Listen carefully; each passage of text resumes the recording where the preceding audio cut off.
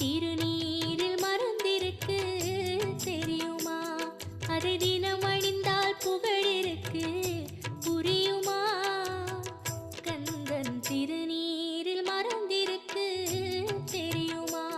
அதை தினம் அணிந்தால் புகழிருக்கு புரியுமா?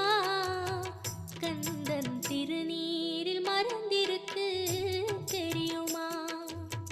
நெற்றிக் கண்ணில் பிறந்தவனே தெரியுமா? அவனை சுற்றி